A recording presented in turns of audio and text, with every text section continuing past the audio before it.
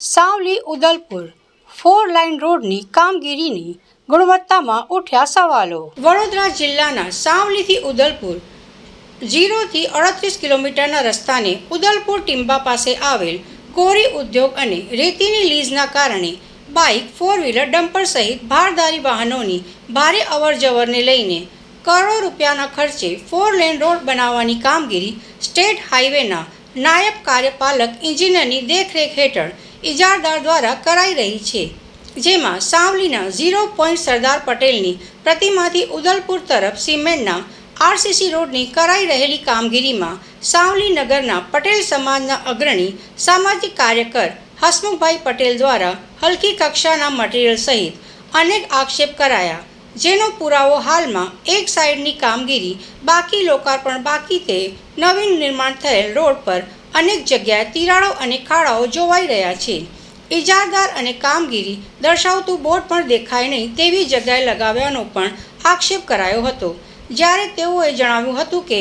R&Bના અધિકારીઓ પાસે આ કામના વર્ક ઓર્ડરની કોપી માંગવામાં આવી ત્યારે ઓફિસે આવીને લઈ જવાનું અધિકારીઓએ તેઓને જણાવ્યું। નગર પાસેથી પસાર થતા આ આરસીસી રોડની કરાઈ રહેલી કામગીરીની ગુણવત્તા પર સવાલો ઉઠ્યા હતા, જ્યારે સાવલીથી ઉદલપુર રોડ પર આવેલા પ્રથમપુરા શિહોરાને 2 નદીના બ્રિજો આવે છે, જેની આજુબાજુની ઉદલપુર સુધીના રોડની નવીનીકરણની કામગીરીના ભાગરૂપે નવીન નાળાની કરાઈ રહેલી કામગીરીની આજુબાજુ સહિત સંપૂર્ણ રોડ મસમોટા ખાડાઓના કારણે ખૂબ જ ખખડધજ હાલતમાં છે અને આ રોડની કામગીરી 2 વર્ષ ચાલશે તો વર્તમાન રોડ પણ કોઈ પણ સમારકામ કરાયું નથી, તો હાલમાં વાહનોને લઈને ઉડતી અસભ્ય ધૂળની ડમરીઓ અને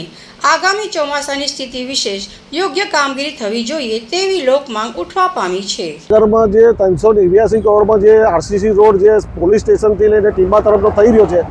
એમાં પહેલેથી જ વિવાદવાળું છે અને હલકી કક્ષાનું ગુણવત્તા વગરનું મટીરિયલ વાપરવામાં આવે છે। રેતી માટીવાળી આવે છે, આજે કપચીનું જે ગ્રેવિંગ કરવાનું હોય એ જગ્યાએ ચોરિયાળ નાખીને એનું કામ કરવામાં આવે છે। એની ગુણવત્તાને લઈને હાલની તારીખમાં તમે જોઈ શકો છો કે રોડ પર તિરાડો પડેલી છે અને આ રોડ ક્યાંથી હજુ તો એક તરફ ચાલુ છે અને એક તરફ તૂટવા માંડ્યો છે, તો આ રોડનું ભવિષ્ય શું? બીજું કે આ રોડ પરના જે દબાણો છે એ દબાણો પણ વાલીદાવા નીતિમાં કાઢવામાં આવેલા છે। આજે અમુક દબાણો ત્યાં છે, જે પોલીસ સ્ટેશનથી આગળની તરફ જે રોડનું કામ નહોતું છતાંય તે લોકોએ જે સાવલી કપાસ જીનનું જે વાયર ફેન્સિંગ હતું તોડી નાખ્યું કે દબાણ છે। તો મારું એવું કહેવું છે આ રોડ પર જે આવતા દબાણો દૂર કેમ નથી કરતા